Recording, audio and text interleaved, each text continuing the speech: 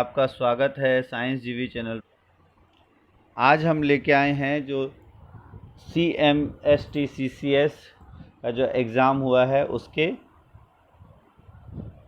इससे पहले फिजिक्स और केमिस्ट्री के क्वेश्चंस हमने डिस्कस कर लिए हैं। आज हम बायो के क्वेश्चंस डिस्कस करेंगे और इस वीडियो में बायो के सारे क्वेश्चंस डिस्कस करेंगे। पार्ट ए पार्ट बी पहले अपलोड हो चुके हैं जिसमें हमने केमिस्ट्री के और फिर फिजिक्स के क्वेश्चंस 25 क्वेश्चंस डिस्कस किए हैं। अब आपका पता है इसका एग्ज़ाम आपका 22 को है, तो काफ़ी कम टाइम बचा है, तो फटाफट आप इसकी तैयारी करना शुरू कर दो। अपनी 10th की जितने भी बुक्स साइंस की जितने भी टॉपिक्स हैं उसको अच्छे से पढ़ना शुरू कर दो। अब देखते हैं बायो के क्वेश्चंस। तो बायो आपका सेक्शन डी होता है। सेक्शन डी में और ये किन के लिए होता है, ये सिर्फ जिनको नीट का एग्ज़ाम देना है, जो नीट के स्टूडेंट हैं उन्हीं के लिए ये कंपलसरी होता है, बाकियों के लिए ये कंपलसरी नहीं है। फिजिक्स केमिस्ट्री दोनों के लिए कंपलसरी है और नीट वालों के लिए डी, जिनको मेडिकल के लिए जाना है, और इसमें 50 सीट्स ही होती हैं तो इसका कट ऑफ थोड़ी ज़्यादा जाती है, आपको ध्यान रखना है। तो अब अगर देखें 76 question, in an ecosystem the energy flow is, जो एनर्जी फ्लो होता है वो कैसा होता है, unidirectional, by directional, multi directional, can not be determined. तो ये हमको पता है डायरेक्शनल हमेशा जो है प्रोड्यूसर से प्राइमरी कंज्यूमर से सेकेंडरी कंज्यूमर तक एनर्जी फ्लो करता है, रिटर्न फ्लो नहीं होता है, ठीक है। तो बाई डायरेक्शनल नहीं होता है, ओनली यूनिडायरेक्शनल। सेकेंड है which of the following is not having bisexual flower, इनमें से किस में बाइसेक्सुअल फ्लावर्स नहीं होते, हिबिस्कस, मस्टर्ड और वाटरमेलन। तो हिबिस्कस तो आपको पता है ये बाइसेक्सुअल होता है, इसमें दोनों पार्ट होते हैं, रेड रेड कलर का जो फ्लावर होता है। मस्टर्ड में भी दोनों पार्ट होते हैं। वाटरमेलन इसका सही आंसर है। तो वाटरमेलन क्या है, यूनिसेक्सुअल प्लांट है, इसके मेल और फीमेल प्लांट दोनों अलग अलग होते हैं, और इसमें अगर मेल और फीमेल पार्ट अलग अलग होते हैं। और अगर हम देखें और इसके अलावा तो पपाया, वाटरमेलन, क्यूकम्बर, ये सारे एग्जाम्पल हैं यूनिसेक्सुअल फ्लावर्स के। नेक्स्ट है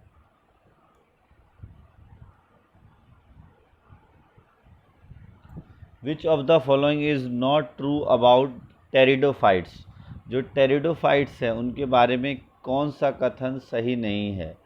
ferns belongs to this category, it bears spores, reproductive organs are hidden and ovules are expose. तो आपको बताना है कौन सा इसके बारे में ट्रू नहीं है। तो ये क्वेश्चन अगर आप देखो तो ये क्वेश्चन 9th क्लास से आया है, डाइवर्सिटी से। तो अब ये आपको ध्यान रखना है, कुछ क्वेश्चंस आपके पुराने क्लास से भी आ सकते हैं। तो इसका सही आंसर आपको पता है, फर्न्स जो है वो बिलोंग टू दिस कैटेगरी, ये बियर्स को स्पोर जो है वो बियर करते हैं, रिप्रोडक्टिव ऑर्गन्स इनके हिडन होते हैं, बट ओव्यूल्स इसमें एक्सपोज नहीं होते, ओव्यूल्स इसमें नहीं होते, ये स्पोर्स के थ्रू रिप्रोडक्शन करते हैं। तो ये वाला आंसर हमारा सही हो जाएगा, option number D. Next 79th है कॉर्क इज़, कॉर्क क्या होता है, तो पेड़ की छाल होती है जिसमें ये रॉबर्ट को हुक ने डिस्कवर किया था ना, तो it is a layer of bark of tree. तो इसका सही उत्तर हो जाएगा it is a bark of tree. Next है which of the following is pseudocoelomate, pseudocoelomate ये भी आपका डाइवर्सिटी से ही पूछा गया है कि इनमें से किस में सूडोसिलोमेट होता है। तो विच of the following is pseudocoelomate, तो सूडोसिलोमेट आपको पता है जो बॉडी कैविटी पूरी तरह से डेवलप नहीं होती इस केस में, तो राउंड वॉर्म्स होते हैं सूडोसिलोमेट, ये आपका 11th में भी आपने पढ़ा है, और इसका एक एग्जांपल वो चिरिया भी है। तो थोड़ा बहुत 11th के टॉपिक से भी आता है, तो बेटर है अगर आप डाइवर्सिटी वाला टॉपिक जो है वो क्लियर करके जाओ 11th के बायो से। काफ़ी इंपॉर्टेंट क्वेश्चंस देख रहे हो, 2-3 क्वेश्चंस आए हुए हैं अभी तक। अब नेक्स्ट है intercropping is growing a combination of 2 और more crops simultaneously in A crop field, which of the following do you think is the best combination, इनमें से बेस्ट कॉम्बिनेशन क्या होगा। राइस और वीट का कॉम्बिनेशन बिल्कुल नहीं बनता है, राइस और बाजरा, बाजरा और काउपी। तो जब भी हम इंटर क्रॉपिंग करते हैं तो एक मेजर क्रॉप होता है और दूसरा माइनर क्रॉप हम रखने की कोशिश करते हैं। तो इसका सही आंसर जो है वो हो जाएगा आपका, इसमें देखो एक मेजर क्रॉप है बाजरा और काउपी या लोबिया जो है वो इसके साथ एक सेकेंडरी क्रॉप हो जाता है, तो ये सबसे बेस्ट सुटेबल ऑप्शन है। मीट और वेज भी नहीं होगा, राइस एंड बाजरा भी नहीं होगा। नेक्स्ट है, which of the following is not a waste product of plant metabolic activity. Plant metabolic activity में इनमें से क्या एक वेस्ट प्रोडक्ट नहीं है? Oxygen, resins, gum. देखो ऑक्सीजन तो आपका फोटोसिंथेसिस में निकलता है तो वहाँ वेस्ट होता है। रेजिन्स और गम्स एक्सक्रीटरी प्रोडक्ट के फॉर्म में निकलते हैं। स्टार्च इसका सही आंसर हो जाएगा। स्टार्च तो स्टोरेज फॉर्म में रहती है, तो ये इसका सही उत्तर हो जाएगा। नेक्स्ट है, protein are synthesised by. Protein कौन सिंथेसाइज करता है? तो राइबोसोम्स। नेक्स्ट है, which of the following is not correctly matched. Correctly कौन सा मैच नहीं है? देखो रॉबर्ट हुक ने सेल का डिस्कवर किया था, बिल्कुल सही है। रॉबर्ट ब्राउन ने न्यूक्लियस का, ये भी सही है। फिर है, पुरकिंजे ने प्रोटोप्लाज्म का किया था, और कैमिलो, अब यहाँ से आप देख सकते, कैमिलो गोल्जी ने गोल्जी बॉडी का किया था, तो ये पुरकिंजे ने का भी ये सही है। ऑप्शन नंबर डी हमारा करेक्ट आंसर हो जाएगा। नेक्स्ट है, हेमियोडायलिसिस इज रिलेटेड। तो डायलिसिस किससे रिलेटेड है? किडनी से रिलेटेड, आसानी से आप देख सकते हो इसमें। 86 क्वेश्चन है, the embryo gets nutrition from mother through placenta. ये बहुत इजी क्वेश्चन था। अगला है, क्यूबॉइडल एपिथेलियल फॉर्म्स। जो क्यूबॉइडल एपिथेलियम है ये भी आपका 9th क्लास से ही पूछा गया है क्वेश्चन। तो ये lining of kidney tubules, duct of salivary glands, inner lining of intestines.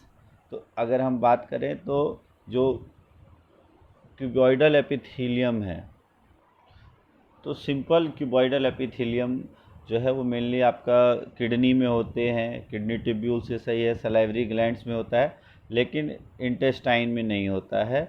इसके अलावा आई डक्ट्स में प्रेजेंट होते हैं ये, और थायराइड में भी प्रेजेंट होते हैं, तो ये भी आपको ध्यान रखना है। तो इसका सही उत्तर वैसे हो जाएगा, सही आंसर हो जाएगा ए एंड बी। नेक्स्ट है, nitrogen is a component of. Nitrogen DNA का कंपोनेंट है, आरएनए का, प्रोटीन का, तो ऑल ऑफ द अबव का। नाइट्रोजनस बेस होता है इन दोनों में, और नाइट्रोजन तो इसका कंपोनेंट है ही। नेक्स्ट है, the event that occur during photosynthesis. Photosynthesis में क्या क्या होता है? लाइट एब्जॉर्प्शन बाय क्लोरोफिल, बिल्कुल ये होता है। Conversion of chemical energy into light energy, ये नहीं होता है। Reduction of carbohydrates into carbon dioxide, ये भी नहीं होता है। फॉर्मेशन ऑफ वाटर मॉलिक्यूल, ये भी नहीं होता है। तो एक ही ऑप्शन सही है, option number A is the correct answer. Next है, एसिल एंड लेग हॉर्न, ये किसके ब्रीड हैं? लेग हॉर्न और एसील। तो असील और लेग हॉर्न ये दोनों किसके ब्रीड्स होते हैं? चिकन के। जो एसील है वो इंडियन और पाकिस्तानी ब्रीड होती है, और जो लेग हॉर्न है ये इटालियन ब्रीड होता है, जो वाइट एग्स ले करते हैं। नेक्स्ट है, फोटोट्रॉपिज्म। और फोटोट्रॉपिज्म आपको पता है लाइट की तरफ प्लांट का ग्रोथ करना, ये किसकी वजह से होता है? तो दिस इज ग्रोथ जहाँ भी हो वो ऑक्सीजन की वजह से होता है, तो it is due to oxygen. Next है, मेंस्ट्रुएशन हैपेंस। जो मेंस्ट्रुएशन कब होता है? The excess, when the excess blood is body of female, the blood becomes toxic, the uterus lining is set. तो इसका सही आंसर है the uterus lining is set. Next है, the choose the odd one. Odd options को choose करना है। Pons, medulla, cerebrum, cerebellum. तो pons, medulla और सेरिबेलम ये तीनों क्या हैं? आपके हिंड ब्रेन के पार्ट हैं। सेरिब्रम आपका फोर ब्रेन का पार्ट है, तो इसका सही उत्तर हो जाएगा सेरिब्रम। नेक्स्ट है, amoeba as is to pseudopodia. तो अमीबा में सूडोपोडिया होता है, तो पैरामीशियम में क्या होता है? Cilia. Next 95th question, which of the following is a vector borne disease. Vector borne disease जैसे मलेरिया, ये मलेरिया ऑप्शन दिया हुआ है, तो मलेरिया है वेक्टर बॉर्न, जो किसी के द्वारा फैलता है, जैसे डेंगू मच्छर के द्वारा फैलता है, मलेरिया मच्छर के द्वारा फैलता है, तो ये सब वेक्टर बॉर्न डिजीज़ है, जो किन्हीं भी वेक्टर या किसी रोग वाहक जनित जिसे हम रोग कहते हैं। तो मलेरिया, डेंगू ये दोनों वेक्टर बॉर्न डिजीज़ में आ जाते हैं। नेक्स्ट है, एक्ने। एक्ने ये मुहासे जो आते हैं, it is cause due to streptococcus bacteria, staphylococcus, vibrio cholera और एंटेरोकोकस। सो एक्ने जो है streptococcus bacteria, staphylococcus bacteria, vibrio cholera और एंटेरोकोकस। तो जो गिवन ऑप्शन है उसमें सही आंसर हो जाएगा स्टेफाइलोकोकस। बट और बेटर अगर ऑप्शंस रहता तो इसका होता है क्यूटीबैक्टीरियम एक्नेस। जो एक्चुअल में एक्ने काउंट होते हैं वो क्यूटीबैक्टीरियम एक्नेस एक बैक्टीरियम का स्पीशीज़ है, प्रोपियोनी बैक्टीरियम है, उसके द्वारा ये कॉज होता है। नेक्स्ट है binary fission is not shown by. Bacteria में होता है, अमीबा में होता है, पैरामीशियम और प्लाज्मोडियम। तो इन दोनों में आपको पता है प्लाज्मोडियम में मल्टीपल फिजन होता है, तो इसमें यही हमारा आंसर हो जाएगा option number D. 90th question है blood pressure is measured with an instrument called sphygmomanometer. तो ये बिल्कुल सही है हमारा आंसर, स्फिग्मोमैनोमीटर। और the 120 and 80 mm Hg represents, ये क्या रिप्रेजेंट करता है 120 और Hg? तो ये सिस्टोलिक और डायस्टोलिक प्रेशर। लेकिन अब डायस्टोलिक कौन सा होता है, सिस्टोलिक कौन सा होता है? तो जो अपर होता है उसे हम कहते हैं सिस्टोलिक और नीचे वाला पार्ट होता है डायस्टोलिक। तो ये सही आंसर है। नेक्स्ट है जाइलम में क्या क्या होते हैं? Tracheids, vessels, sieve tubes, parenchyma, tracheid, sieve tube, sieve cells. तो सीव सेल्स तो नहीं होते, तो यहाँ तो हटा दो। Tracheids, vessels, fibres, parenchyma, tracheids, companion cell, xylem, parenchyma, vessels. तो जाइलम और फ्लोएम के दोनों को मिक्स किए हुए हैं। अब इसमें ये भी आपका क्वेश्चन 9th से ही आया हुआ है, और थोड़ा इसमें जो ट्रांसपोर्टेशन वाला है तो उसमें आप 10th से मान सकते हो, बट वो ज़्यादा बेटर को ये फ्रेमिंग इस क्वेश्चन की 9th से है। तो इसका सही आंसर हो जाएगा, तो जाइलम का मेनली होता है xylem tracheids, vessel, xylem fibres, xylem parenchyma. तो जाइलम फाइबर्स तो नहीं गिवन है, बट फाइबर्स गिवन है, तो इसका सही आंसर हो जाएगा सी। और जाइलम दिया हुआ है तो आप फ्लोएम का भी ज़रूर कर लेना, क्योंकि हो सकता है फ्लोएम के आ जाए। फ्लोएम के क्या क्या पार्ट्स होते हैं? उसके होते हैं sieve tubes, companion cell, phloem parenchyma and phloem fibres. ये चार आपको पता होने चाहिए। नेक्स्ट लास्ट क्वेश्चन है 100th क्वेश्चन।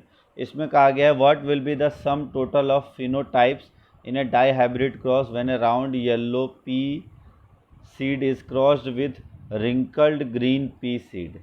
तो टोटल आपको पता है 9:3:1 रेशियो आता है डाई हाइब्रिड क्रॉस का, और टोटल हो गया 9:3:12:3, 15 और 1 16। तो ये आंसर सही हो जाएगा। तो इस तरह से ये आपका CMS TCS का बायो का पोर्शन था। तो बायो का पोर्शन थोड़ा बहुत आपको इसमें तैयारी जो करनी है वो 9th के चैप्टर, खासकर डाइवर्सिटी वाले चैप्टर से, और बाकी लगभग 10th से ही आया है, बट डाइवर्सिटी वाला चैप्टर 9th का, या आप अगर 11th में आपने पढ़ा है तो उसको 11th से आप मान सकते हो, 11th में भी आपको पढ़ना है ये, तो उससे आप इजीली कर सकते हो। और अब आपके पास टाइम 9 दिन बचा हुआ है, तो उसको अच्छे से तैयारी आप कर लो और प्रैक्टिस कर लो। पेपर तीनों पेपर मैं अपलोड कर चुका हूँ। तो मेजरली अगर देखा जाए तो आपको केमिस्ट्री के लिए 10th की बुक सफिशिएंट है। फिजिक्स में आपकी 10th के सिर्फ न्यूमेरिकल्स आए हैं, तो आपको न्यूमेरिकल्स पे ध्यान देना है। और जो बायो है, बायो के लिए आपको 9th और 10th अच्छे से पढ़नी होगी।